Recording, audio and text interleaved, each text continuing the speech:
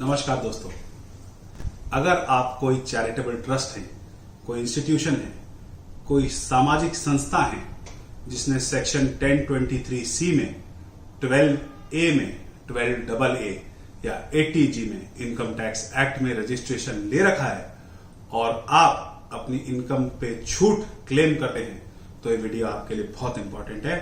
ध्यान से सुनिएगा। मैं इस वीडियो के माध्यम से आपको बताना चाहता हूं कि फाइनेंस एक्ट 2020 के द्वारा क्या अमेंडमेंट्स लाए गए हैं जो आपके ऊपर लागू होने वाले हैं और अगर जिनकी पालना आपने ना करी तो शायद आपकी पूरी इनकम टैक्सेबल हो जाए। जी हां, तो ध्यान से सुनिए। हर वो इंस्टीट्यूशन, ट्रस्ट, मंदिर, हॉस्पिटल, स्कूल, धर्मशाला, वृद्धाश्रम, कोई भी सेवा संस्था जिसने सेक्शन 80G में, जिसने सेक्शन 12AA में, 12A में, सेक्शन 1023C में रजिस्ट्रेशन ले रखा है, उन सब को अब दोबारा रजिस्ट्रेशन लेने की जरूरत है। एक नया सेक्शन 12AB फाइनेंस एक्ट 2020 के द्वारा इंट्रोड्यूस किया गया है इनकम टैक्स एक्ट में।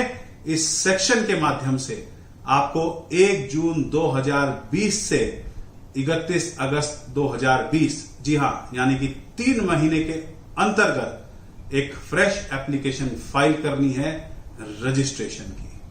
तो मैं इस बारे में आपको बताता हूं कि आपको कैसे एप्लीकेशन फाइल करनी है, कब फाइल करनी है, वो कब तक वैलिड रहेगी, कैसे कमिश्नर उस पर ऑर्डर करेंगे, कैसे कितने समय के लिए आपका रजिस्ट्रेशन वैलिड होगा और उसके बाद आप छूट के लिए कैसे एलिजिबल होंगे। जी हां, बहुत इंपॉर्टेंट है अगर आप कोई संस्था के ट्रस्टी हैं या अगर आप कोई संस्था चलाते हैं तो।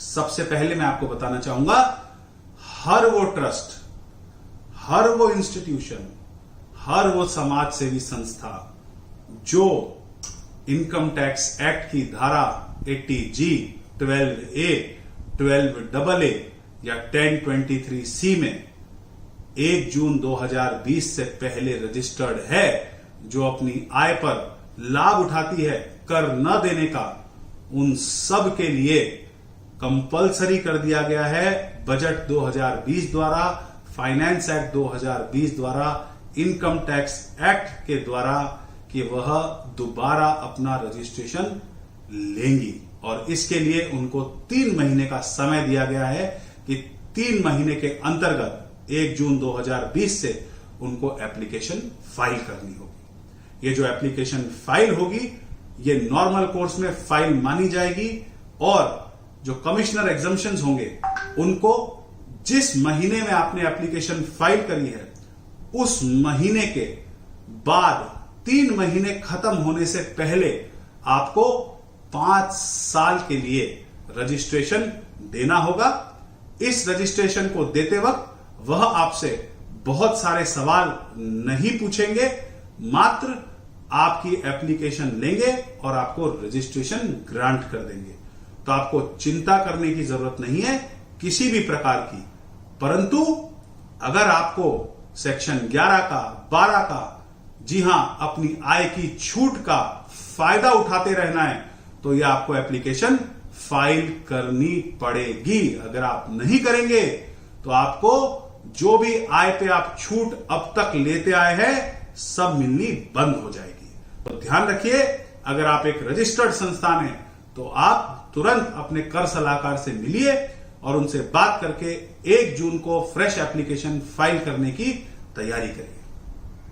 दूसरा केस, अगर आपने एप्लीकेशन फाइल कर रखी है और आपका ऑर्डर अभी तक आया नहीं है रजिस्ट्रेशन का या रिजेक्ट करने का, तो आप चिंता नहीं करिए।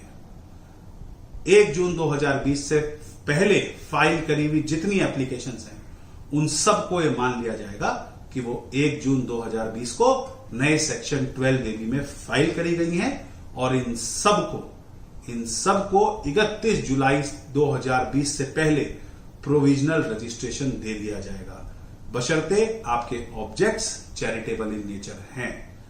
आपको रजिस्ट्रेशन प्रोविजनल दे दिया जाएगा 31 जुलाई 2020 से पहले, जो कि नियम ये कहता है कि जब आप एप्लीकेशन फाइल करें उस महीने के खत्म होने के बाद 1 महीना समाप्त होने से पहले।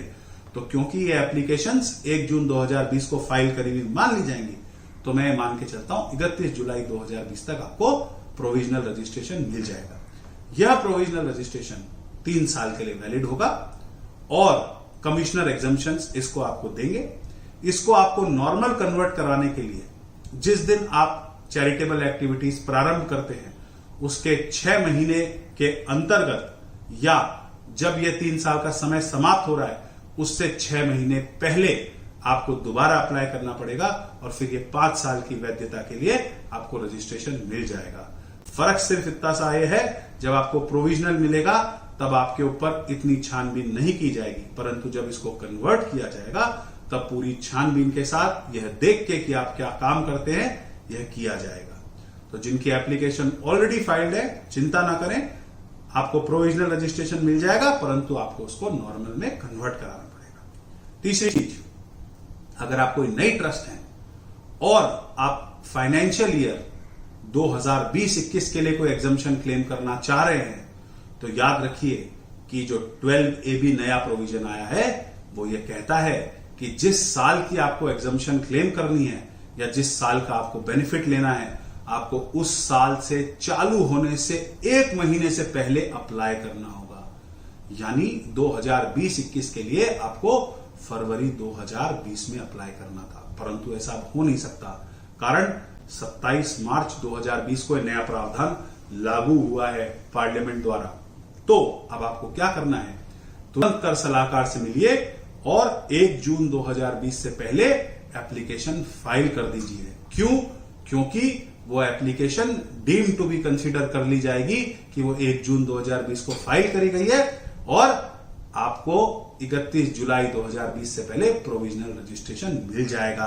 तो जो अभी नियम है जिसके अंतर्गत आप फाइल करेंगे 12AA वो भी वैलिड रहेगा और 12AB में भी आपकी एप्लीकेशन वैलिड हो जाएगी और इस तरह से आप इस साल का बेनिफिट ले पाएंगे। दोस्तों ध्यान रखें, ये जो मैंने तीनों बातें बताई हैं आपको, ये बहुत महत्वपूर्ण है क्योंकि आप अपनी ट्रस्ट की इनकम का अब तक एग्जम्पशन क्लेम करते आए हैं। अगर किसी कारण से वो चला गया तो आपके ऊपर बहुत बड़ी टैक्स की लायबिलिटी आ जाएगी। अगर जो आपकी एग्जिस्टिंग ट्रस्ट है उसको आपने 1 जून से 3 महीने में अप्लाई नहीं किया और आपके अगेंस्ट एक कैंसिलेशन का ऑर्डर पास हो गया, तो याद रखिए कि आपकी जो नेट असेट्स हैं फेयर मार्केट वैल्यू पे, उस पे मैक्सिमम मार्जिनल रेट से टैक्स लग जाएगा जो कि लगभग 34.5% होगा। तो आपको बहुत ध्यान रखना है, अपने कर सलाहकार से मिलना है और अपनी ट्रस्ट के एग्जम्पशन को बनाए रखने के लिए एक फ्रेश एप्लीकेशन फाइल करनी है। आशा करता हूं यह वीडियो आपके काम आएगी। मैं सीए हिमांशु गोयल नमस्कार करता हूं। धन्यवाद।